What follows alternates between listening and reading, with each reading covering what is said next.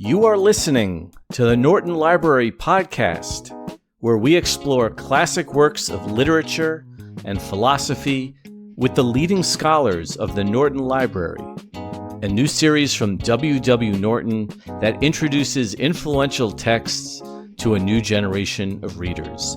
I'm your host, Mark Chirino, with Michael Von Cannon producing. Today we present the second of our two episodes devoted to Geoffrey Chaucer's Canterbury Tales, as we interview its editor, Sheila Fisher.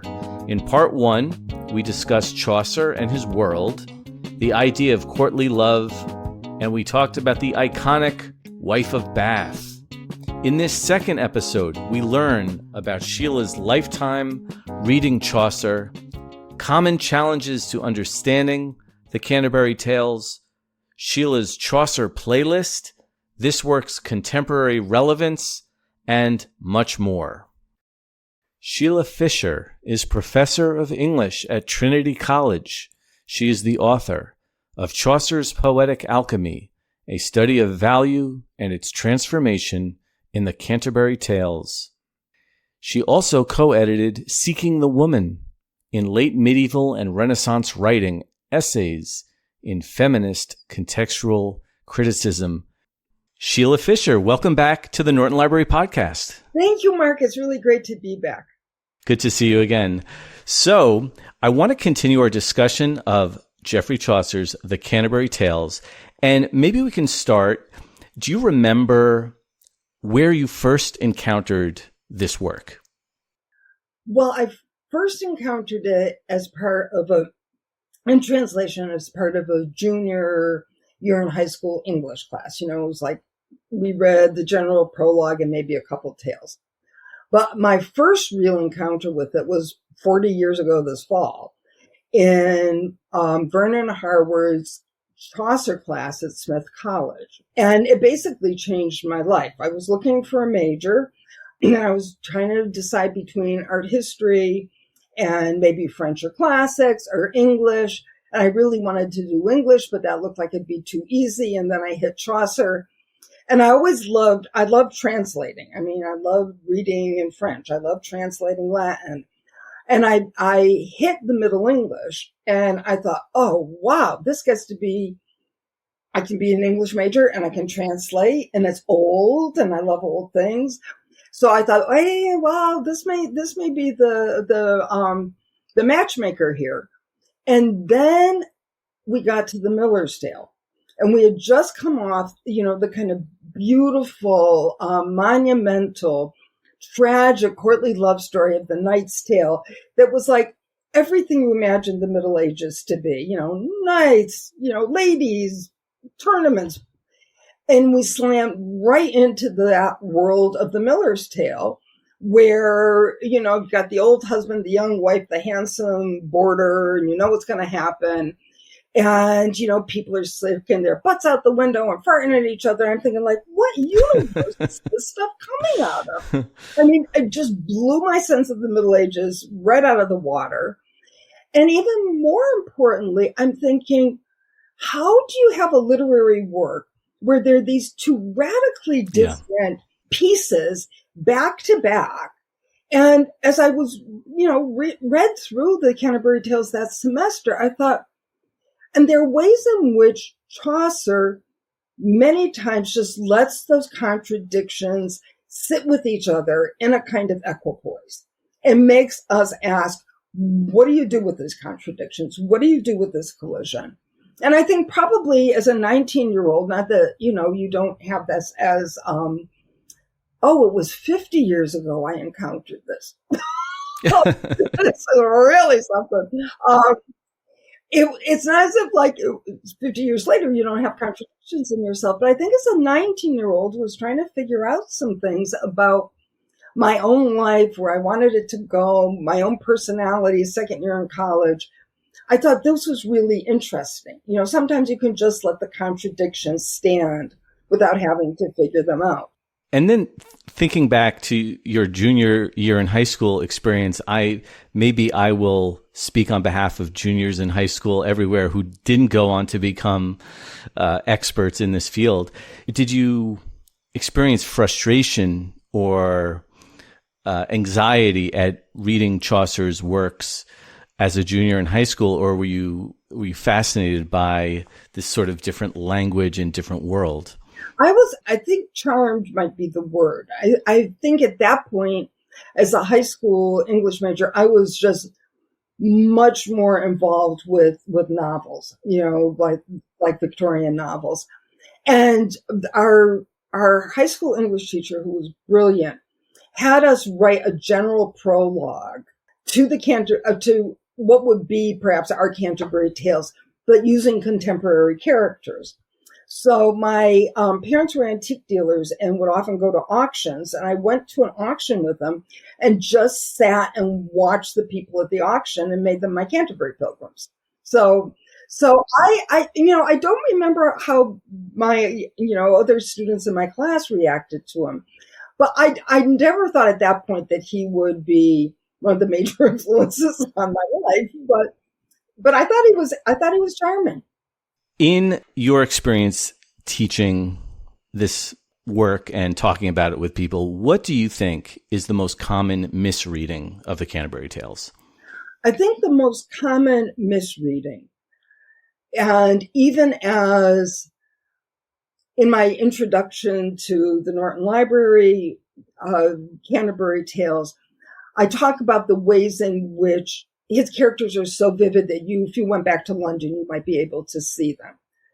Having said that, I think one of the most common misconceptions, and maybe people like me contribute to it, is that the general prologue pilgrims, and thus the pilgrims in the Canterbury Tales, are demographically representative of 14th century society. I mean, let's face it, there are 3 women on the pilgrimage. And even if women didn't go on pilgrimage as often as men for, probably obvious reasons, there would have been more than 3 women on a pilgrimage of 29 people. There are relatively few aristocrats. There's the knight and the squire, and his yeoman, who is not an aristocrat, is riding with their little group. So it's not demographically representative there. There may be more corrupt clergy people than one would expect. I mean, the parson is obviously almost overly idealized, but the Chaucer is playing not so much into demographic representations as he's playing into what was a very active anti-clerical satirical tradition. And a lot of that derived from the corruption of the church. So I think that if you go into the Canterbury Tales, well, you're gonna be, Chaucer's artistry is to take us in and make us think we're right in medieval England, but it's not demographically representative.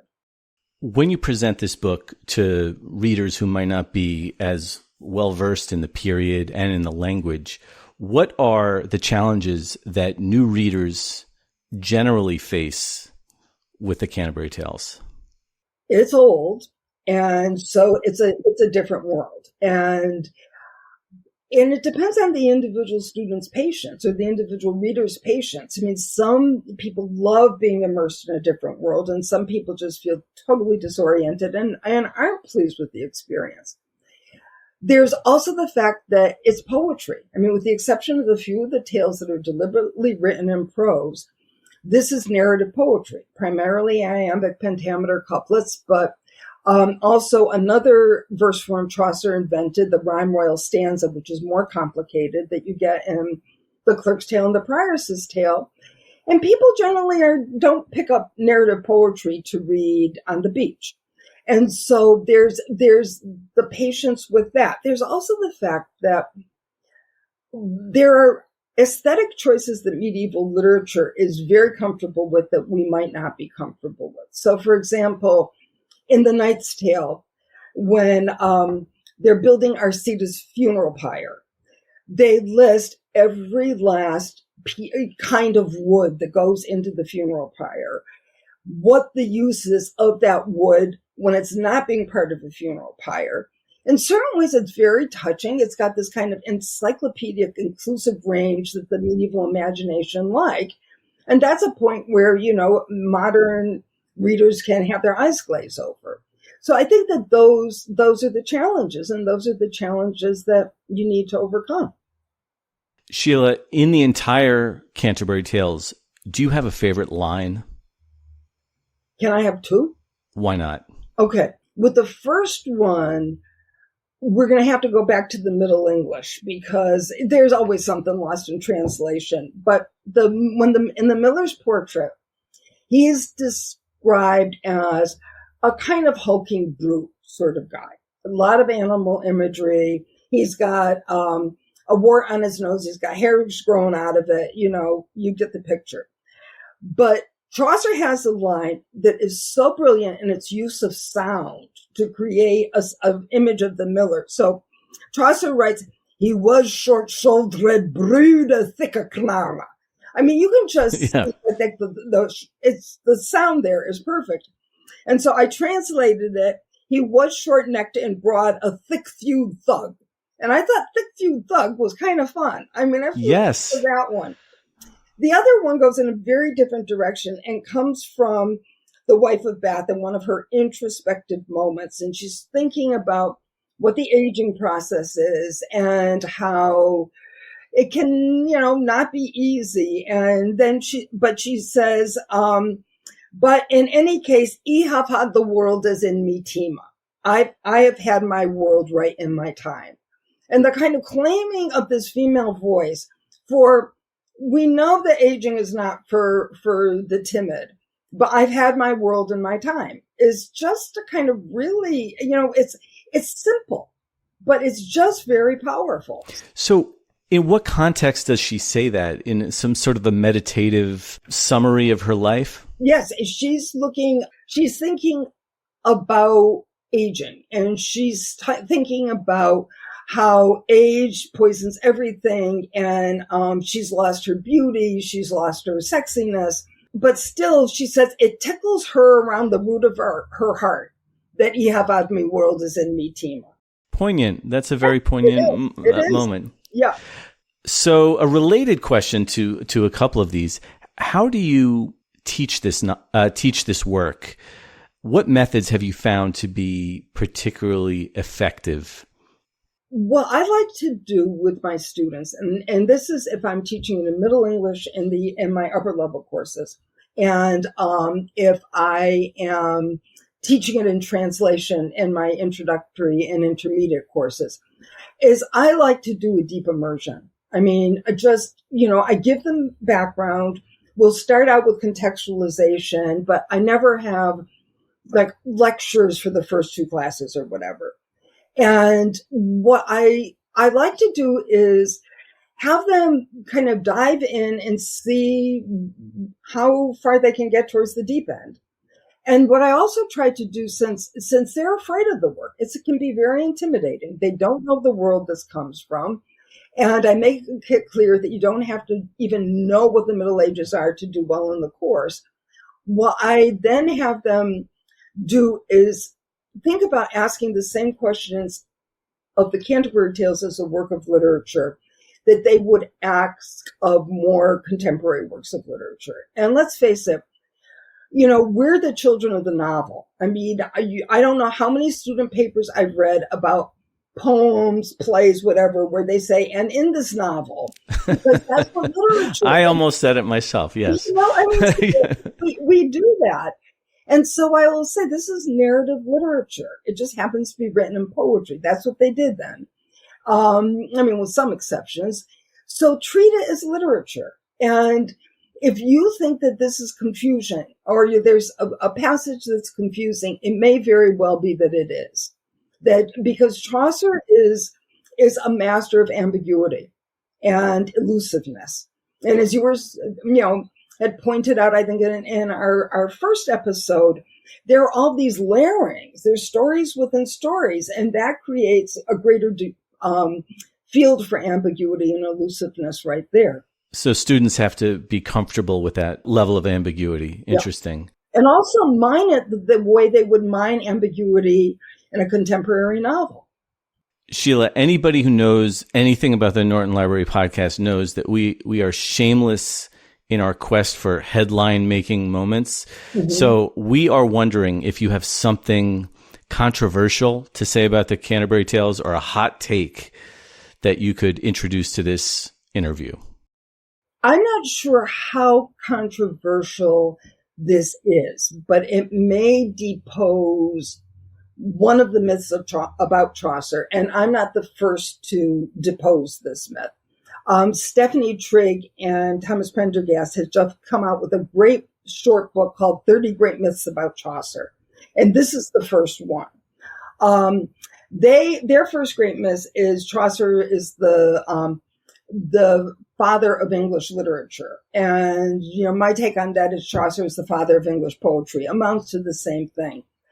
And there are ways in which Chaucer did first what nobody had done before him. There's absolutely no arguing that.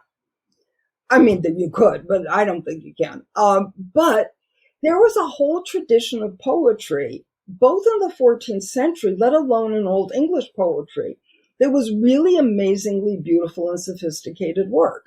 I mean, Beowulf, for starters, is a major work of English poetry, and the fact that we don't know who wrote it doesn't mean that it's fatherless, or motherless, but probably fatherless.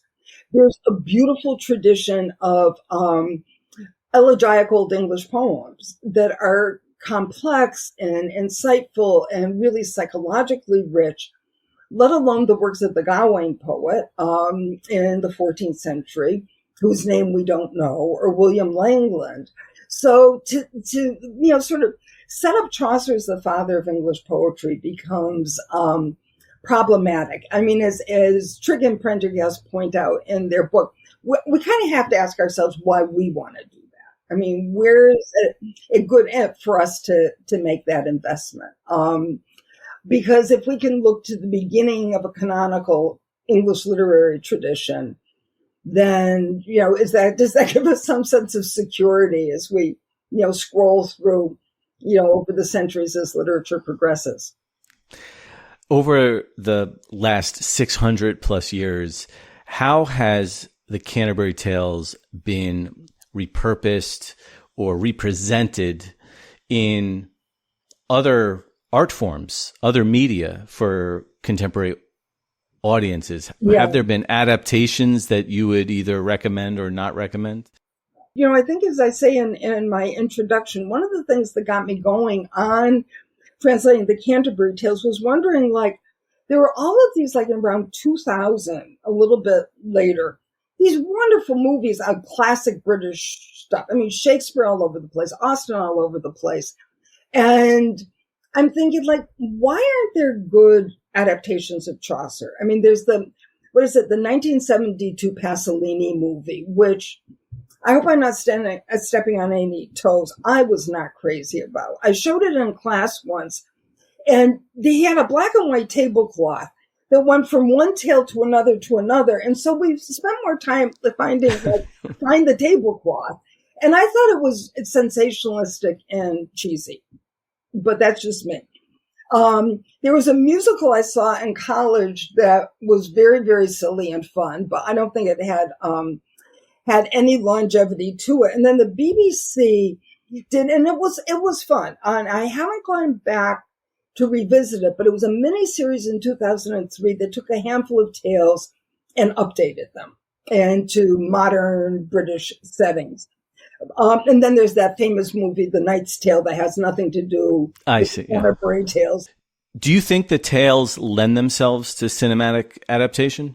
I don't know about cinematic adaptation, but dramatic adaptation, because the two most interesting adapters of Chaucer who are working now, and they're still working, is Patience Akbabi, I hope I'm not mispronouncing her name, has taken, she's a British poet and performer, and has taken the Canterbury Tales and repurposed them into a book called Telling Tales that she also performs, or she'll perform with an ensemble. In fact, if you go on YouTube, there's one called that calls it a contemporary remix of Chaucer. So she has more traditional rhythms, she has rap rhythms, For the wife of Bath, for example, is a woman who sells clothing in Nigeria.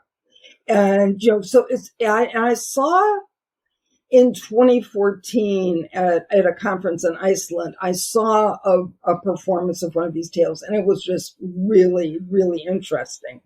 The other most recent one is Zadie Smith has done The Wife of Williston. And if it ever comes near you, just go see it. It's really, really good. A play. Yes. And it's set in a pub in Williston. It doesn't go traveling, but it's set in a pub in Williston, which is a suburb of London, where Smith herself grew up. And much of it is in rhyming iambic pentameter couplet. It does really interesting things with race. It's kind of a racially blind cast production. The wife of Bath is Jamaican, if I'm not mistaken. And it just really brings it very, very vividly into the present and keeps so much of the flavor of the original that it's a really impressive production. How about music? Are there songs that you would put on a Canterbury Tales playlist? Of course, you could put anything that was medieval, medieval religious music. There was medieval secular music. There was music that was the background for medieval dances. And so you could just go to that whole, playlist of medieval secular music.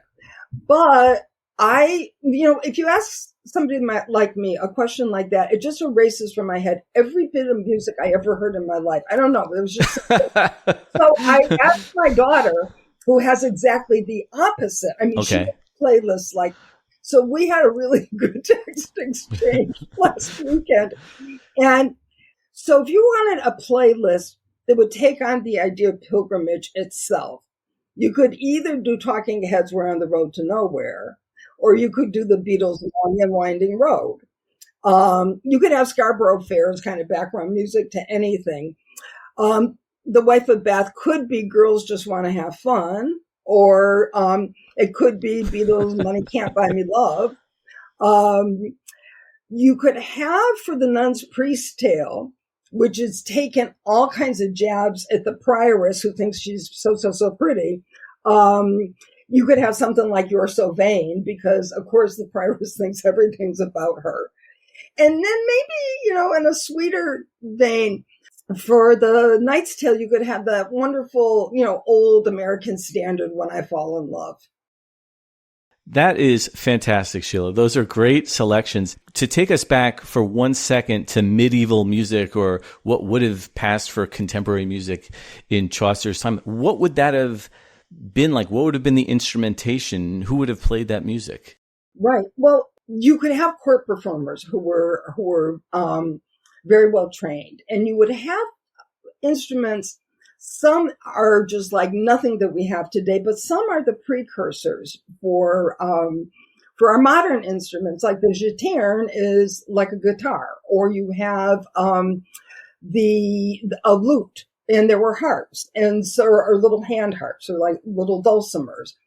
And so you could have people do ensemble singing, or you could have people do solo singing. In the Miller's Tale, Absalom, the wannabe courtly lover, who is basically a barber and a church secretary, plays the guitar in taverns. So he would play the guitar and he would sing and he would entertain, and he serenades Allison, the woman he wants to love, and he doesn't win outside her bedroom window. So, there would be people who would, there were wandering minstrels who would, have a very portable instrument and take it along with them. Your edition of the Canterbury Tales, Sheila, has a really helpful glossary and also generous notes in the back.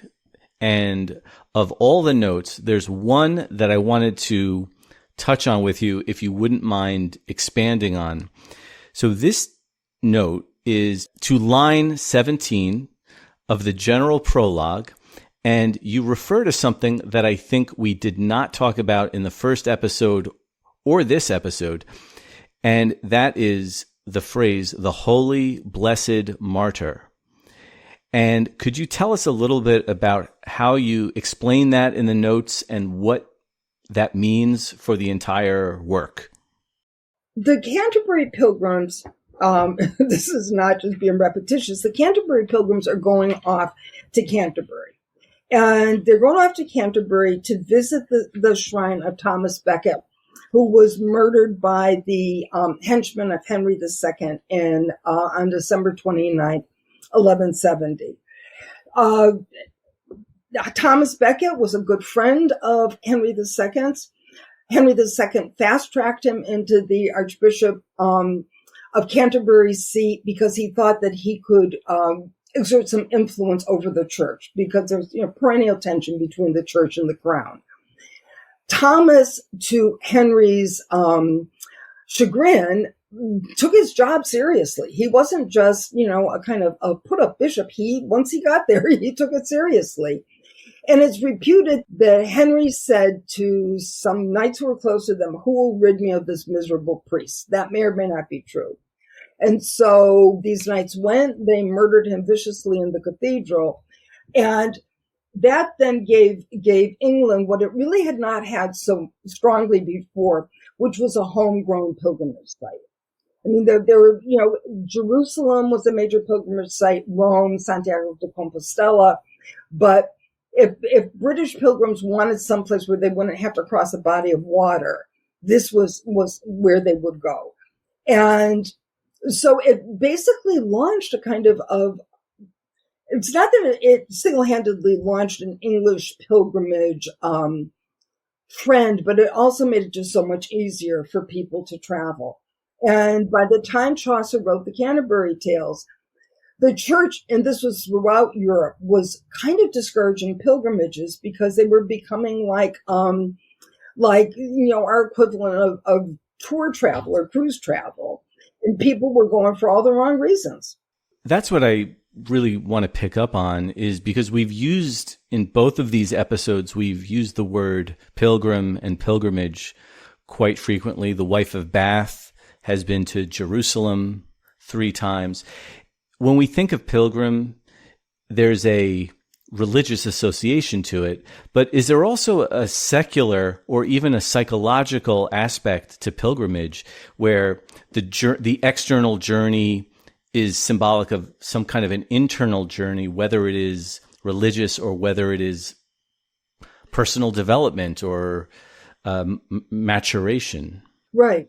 When Chaucer chose the pilgrimage as the literary motivation for the Canterbury Tales, he was basically working off, centuries old tropes of the journey as the organizing principle for literary works. I mean, you think of the Odyssey, you think of the Aeneid, courtly romances where the knight goes out and he's on quest.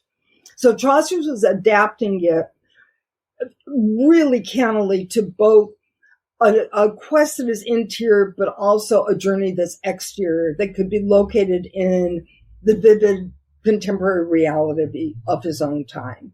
And in making a journey, you're supposed to be going for spiritual reasons. You're supposed to be looking to ameliorate your chances of salvation. But people were also going for secular reasons. They wanted to meet other people. They wanted to get out of the house.